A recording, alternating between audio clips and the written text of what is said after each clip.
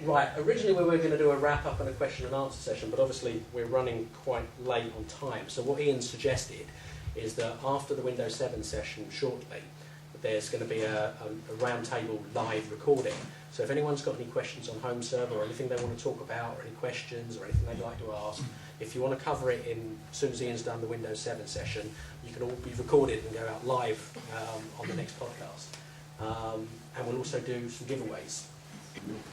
Right. Windows 7 coming up. We should actually say Ian on here, but he didn't send me his details in time, so we've never got him to slide. There's a bit of background about myself. I blog on the Digital Lifestyle. You may have seen my blog. It's the Dixon blog. I'm also the author of the MCD. I don't know if anybody in the room actually knows what that is, but it's the Vista Media Center Decoder utility, which allowed you to change your codecs in Vista out of the field.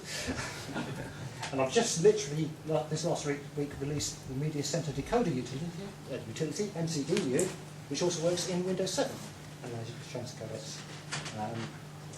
But I've rather a lot of downloads, so a lot of you must be changing your codecs. We have it installed on both of them units. There you go. It's the only way we can get BBC HD on the iStyle chilling out and those products. Glad to hear it. Does it support MKV files? Windows 7 does support MKV files to some extent.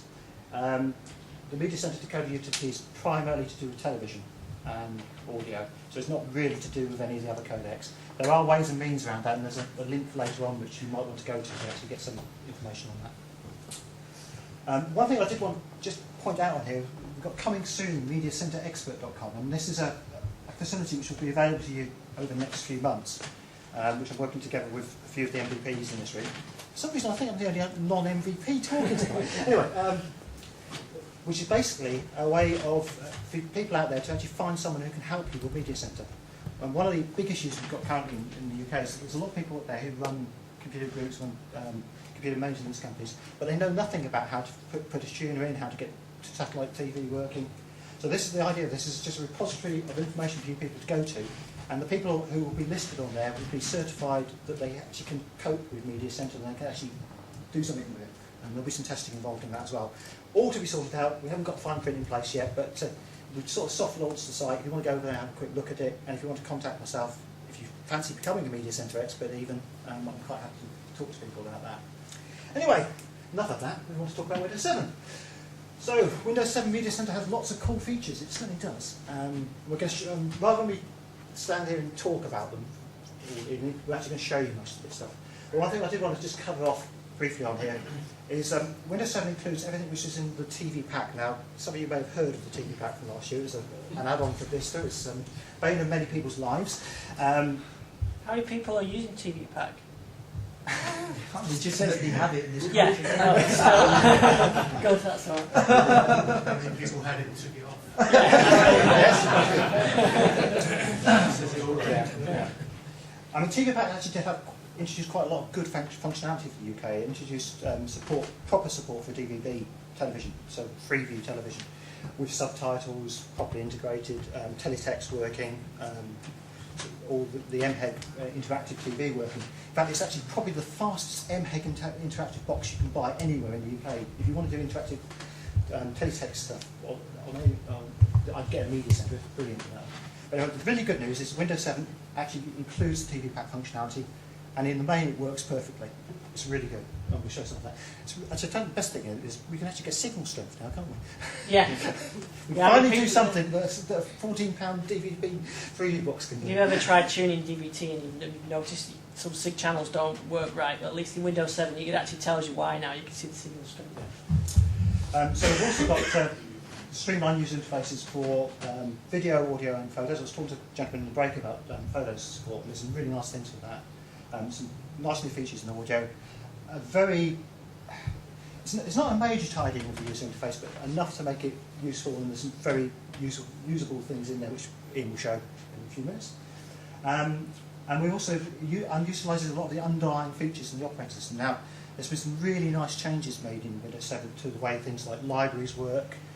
There's a whole thing called Home Group, which we'll show you in a little while, which makes sharing your information a lot easier. So there's a lot of good things in there we can have a look at. We'll have a look at all those in a moment. But before that, I thought we'd have a look back and see where we all came from. I'm not sure if you can hear the volume.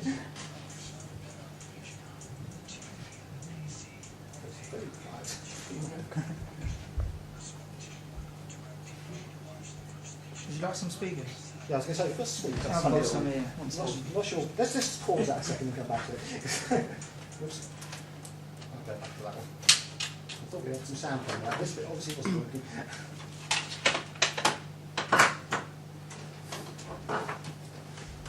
Demolitis, we always have it. Garry, while you do that, can you just go back over that codec thing again? You said it was mainly for TV channels and not. I'm not sure what it would give you that Windows 7 hasn't already got. That's a very good point, actually. I wasn't actually going to write a version of it for Windows 7 because the codecs are built in for TV already. But I had a lot of demand for it from people who wanted to use the Cyberlink codec. It basically allows you to change the audio and video decoders that Media Center uses to decode the TV streams. Yeah. And the quality of the decoding depends on the manufacturer of the codec. So you can switch out the existing Microsoft ones and put in whichever manufacturers you want. Yeah. So I use a black gold TV tuner. So you're saying that you can use a different set of codecs? That will use the Microsoft default ones. Yeah. If you had a Cyberlink Cyberlink or decoder. ArcSoft is the best one. ArcSoft, Seriously, yeah. please use the ArcSoft. ArcSoft is really good. And that's And you could- what you're using. That's what we're using, but we won't Yeah. use anything else. There is actually an issue with ArcSoft Total Media Theatre, a new version. Yes, Platinum. Yeah. Because they don't actually use a standard codec in that, so older versions work well for TV. The other thing is that audio-wise, you might want to use something like FFD show to be allowed to allow you to change the way it's talking to your digital decoder, and that's one of the things which we can do, which the Microsoft decoder can't do. So black gold. I'm just trying to get my head around. I've got Yeah. CCCP downloaded with Yeah. FFD show, and I've got Dolby Digital on BBC HD in some areas, and then everything else seems to come out as Yeah. Well, if you dual mono, and it's if you were to switch the decoder to FFD show, which you can do with the Windows 7 version of the Media Center decoder, it would allow you to do that. It would allow you to put your high def out on Dolby Digital. Thank you. Right, let's try this again. Now I've got some sound. Let's go back. You don't want to that.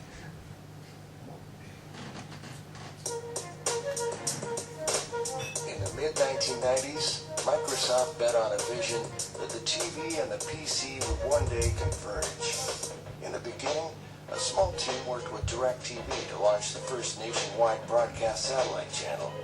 Then we followed it up with the first VBI data delivery network, using television systems to carry digital information like on-screen TV guides. In 1997, Microsoft bought Web TV. We added a TV tuner card and a programming guide, releasing it a year later as Web TV Plus. Meanwhile, another team built TV capabilities into Windows 98 and called it Web TV for Windows. This work laid the foundation for hardware companies to make TV tuner cards and write drivers that could work on Windows.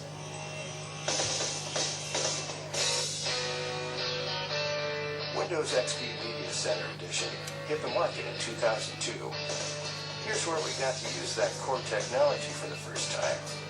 We worked closely with hardware partners to deliver PCs that were designed for watching TV with a DVR and a remote-controlled user interface.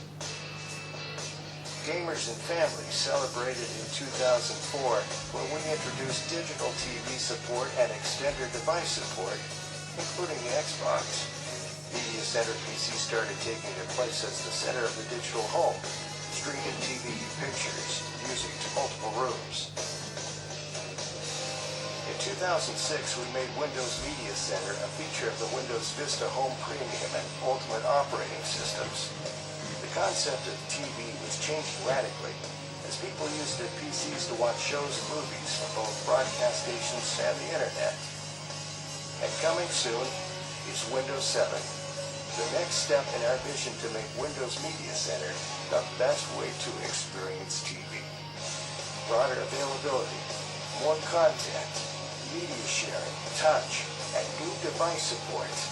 It all means that anyone around the world with an internet connection and a copy of Windows 7 can experience TV and movies on their PC.